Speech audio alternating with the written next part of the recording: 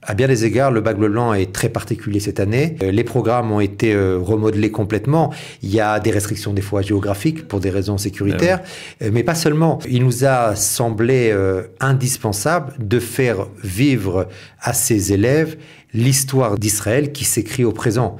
Il n'était pas possible d'arriver en Israël près de 6 mois après Simchat Torah, après le 7 octobre, et de considérer que nous réaliserons un programme semblable à celui des années précédentes. Donc les élèves vont faire un certain nombre d'activités qui sont liées à la situation d'Israël. J'ai le plaisir d'accueillir dans ce studio Daniel Benaïm. Daniel, bonjour, Boker Tov. Bonjour, Boker Tov. Merci d'être avec nous ce matin. Avant de commencer notre dialogue, on voudrait vous présenter nos condoléances au nom de Radio Kalita à la suite du décès de votre père il y a un peu plus d'une semaine. Vous êtes retourné au travail très rapidement après ces JIVA pour justement accueillir, on va dire, des centaines d'élèves qui viennent participer cette année encore, envers et contre tout, au bac bleu-blanc. Une nouvelle édition. Vous allez me dire quel est le numéro de cette édition. Vous le savez mieux que moi. Mais c'est une édition, il faut l'avouer, un peu particulière cette année, n'est-ce pas? Tout d'abord, merci beaucoup. Oui, c'est une édition particulière. En fait, elle se voulait particulière depuis la fin de la précédente parce que nous aurions dû, en décembre dernier, célébrer le 20e anniversaire du bac bleu-blanc. C'est donc la 20e promotion, la 20e édition. Mais nous devions le faire dans un contexte différent. Pour le replacer chronologiquement un petit peu le processus de ce bac bleu-blanc un peu particulier. Au lendemain de Simchat Torah, les écoles qui avaient déjà procédé aux inscriptions des élèves devaient nous fournir le nombre d'élèves par établissement. Et puis voilà, la réalité a complètement été modifiée au retour de Simchat Torah, avec la guerre qui a commencé en Israël. Et donc nous sommes restés dans un dialogue permanent avec les écoles. Il nous a été très rapidement... Nos services de sécurité, au départ, nous ont interdit toute activité. Et puis avec le temps, il y a eu des possibilités qui se sont ouvertes. Nous étions dans un dialogue permanent avec les chefs d'établissement, les différentes écoles partenaires. Et nous avons décidé le 15 novembre que le bac bleu-blanc n'aurait pas lieu en décembre, que la situation ne le permettait pas encore. Et nous sommes restés dans ce dialogue, cet échange continuel avec les directeurs d'école. Au mois de janvier, sur recommandation des services de sécurité qui accompagnent nos activités et qui sont, je dirais, guidés ou dirigés par les services de l'armée, les services de renseignement, les services de police, nous avons informé les écoles que nous étions en mesure de recevoir les élèves pour une nouvelle promotion du bac bleu-blanc, et nous avons fixé, on va dire, la date la plus tardive possible avant que les élèves n'entrent dans les examens du baccalauréat, puisqu'on est quand même en classe de terminale. Et donc nous avions fixé le début du mois d'avril, très proche de Pessah. C'est cette semaine, la semaine, pour que ces élèves puissent arriver. Alors, le répondant des établissements scolaires, bien entendu, on sait que lors des précédentes organisations du bac bleu-blanc, il y avait aux alentours d'un millier d'écoles, on va dire la plupart, d'un millier d'élèves, la plupart des écoles juives qui étaient représentées. Qu'en est-il cette année alors finalement? Alors cette année, il y a 11 établissements qui ont maintenu la participation de leurs élèves, et c'est un tout petit peu moins de 400 élèves qui arrivent, donc c'est moins que la promotion. On va dire que c'est à peu près la moitié des écoles. Bon, toutes les écoles ne sont pas de même taille, donc il y a des écoles avec des promotions plus importantes, des écoles avec des promotions moins importantes, mais globalement la moitié des établissements ont souhaité maintenir le bac bleu-blanc cette année. Et pour l'autre moitié, les chefs d'établissement ont considéré que la situation et les conditions de sécurité n'étaient pas suffisamment, je dirais, optimales ou réunies pour permettre à leurs élèves de venir en Israël. C'est important de rappeler qu'il y a 2 étapes dans ce projet. C'est un projet qui est né d'un partenariat avec les écoles. Donc, il y a d'abord le partenariat avec l'école, et puis après, le projet est soumis aux familles. Les écoles qui ne participent pas cette année au projet ne le font pas suite à une décision de la direction de l'établissement, En général, et on le voit dans les écoles qui ont décidé de venir, quand le projet a été soumis aux familles, les familles ont adhéré. Et on a Ça veut dire qu'il y a des élèves de certaines écoles qui sont venus à titre personnel? Non, nous avons décidé, bien que nous ayons reçu des centaines de demandes d'élèves souhaitant venir, je dirais, sous forme de candidats libres de participer. Oui. Nous avons décidé d'un commun accord avec les chefs d'établissement concernés. De ne pas les contourner.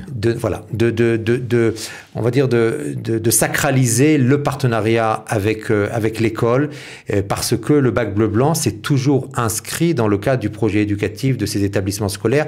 Il n'a pas lieu sur un temps de congé scolaire, il a toujours eu lieu sur un temps scolaire, c'est-à-dire que pendant 7 jours, l'école décide de remplacer les cours par ce voyage en Israël, et on a estimé qu'il était important de sauvegarder ce partenariat. Alors, cette année, au-delà du programme habituel, presque traditionnel du bac bleu-blanc, je pense qu'il y a un paramètre, on va dire, de solidarité à cette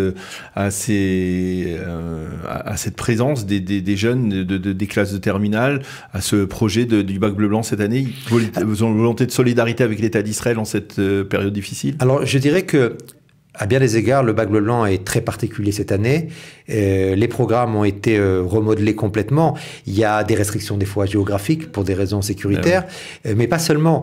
Il nous a semblé indispensable de faire vivre à ces élèves l'histoire d'Israël qui s'écrit au présent. Il n'était pas possible d'arriver en Israël près de 6 mois après Simchat Torah, après le 7 octobre, et de considérer que nous réaliserons un programme semblable à celui des années précédentes. Donc les élèves vont faire un certain nombre d'activités qui sont liées à la situation d'Israël, que ce soit d'aller rendre visite à des soldats blessés dans les hôpitaux, que ce soit de participer à des activités de volontariat agricole. Lorsqu'ils vont se rendre au Har Herzl cette année, la visite sera globalement consacrée aux soldats tombés pour cette guerre. Un certain nombre, ils se sont rendus sur la place des otages à Tel Aviv. Il y a un certain nombre d'activités qui reflètent la période que nous sommes en train de vivre. Je dirais qu'il nous a semblé très rapidement que Israël avait besoin de renouer ce lien avec des élèves étrangers, des juifs étrangers qui ne vivent pas en Israël. Et c'est important de préciser que c'est le premier projet scolaire d'envergure depuis Simchat Torah qui revient en Israël. Donc encore une fois, la communauté juive française fait preuve d'un attachement particulier à Israël. C'est la première à revenir sous cette forme-là. C'est le premier programme en dessous de l'âge de 18 ans qui arrive en Israël, donc ça a une signification. Mais nous avons aussi ressenti très fortement que ces élèves et que leurs enseignants, les éducateurs, les chefs d'établissement ont considéré qu'ils avaient eux aussi besoin d'Israël. C'est-à-dire que c'était un moment où ils sentaient qu'il était nécessaire pour eux de venir, d'être présents, de marquer une identification, peut-être une forme de solidarité. En tout cas, que ce lien réciproque était indispensable et peut-être encore plus indispensable à ce moment de l'histoire d'Israël.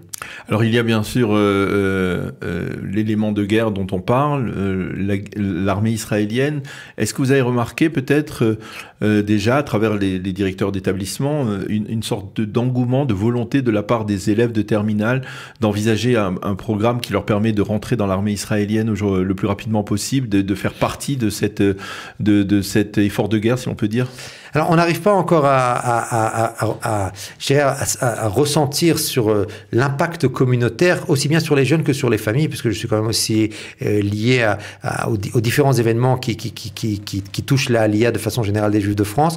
Je pourrais répondre avec plus de ressenti la semaine prochaine, quand on aura rencontré ces élèves, puisqu'ils viennent d'arriver. Ils sont arrivés hier et avant-hier. Ils commencent leur programme et on verra à travers leur madrichim quel aura été le ressenti de ces élèves. Est-ce qu'il y a un engouement particulier, une volonté de venir en Israël, une volonté de rejoindre Tzahal? Toutes ces questions-là, c'est des choses qu'on va ressentir. L'impact de l'antisémitisme en France aujourd'hui. Également. Voilà. Quel est l'impact, on va dire, conjugué de tout ce qui s'est passé en Israël, de ce qui se passe près de chez eux, dans leur communauté? C'est difficile pour l'instant de le palper, mais j'imagine qu'à la fin de cette semaine, on aura une vision un peu plus précise de ces questions-là. Eh bien, Daniel Benaïm, merci beaucoup d'être venu ici pour nous parler. Il y a encore Ah oui, on va peut-être dire un mot. On a insisté sur ce qui changeait cette année. Est-ce qu'il y a toujours ces rassemblements habituels, on va dire, ce rassemblement très émouvant toujours chaque année devant le mur occidental, dans le jardin de Davidson, et puis aussi cette foire, en fait, ce salon des études en Israël, en général au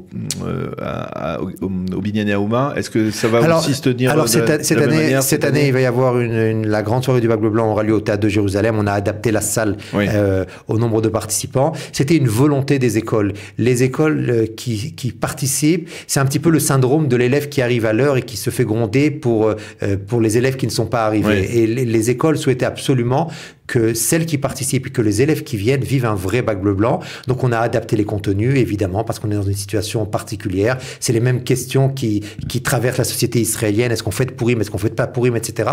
Donc la soirée du Bac Bleu Blanc aura lieu. Elle aura un profil très particulier, mais elle aura cet élément de rassemblement à l'unisson de l'ensemble des élèves. Elle sera probablement très émouvante. Et samedi soir, Motzei Shabbat, le grand rabbin de Jérusalem, le Rishon LeZion, le Rav Amar, viendra comme chaque année donner sa bénédiction aux élèves. Et cette année, nous avons une dérogation particulière puisque cette cérémonie aura lieu sur l'esplanade même du Kotel. Donc ça sera certainement aussi un moment très fort. Eh bien, Daniel Benaïm, merci beaucoup d'être venu d'abord dans notre studio et d'avoir répondu à nos questions autour donc de ce Bac Bleu Blanc. Peut-être on prend rendez-vous pour la semaine prochaine pour avoir un peu de conclusions concernant les aspirations de ces élèves des classes de terminale qui sont venus ici en Israël.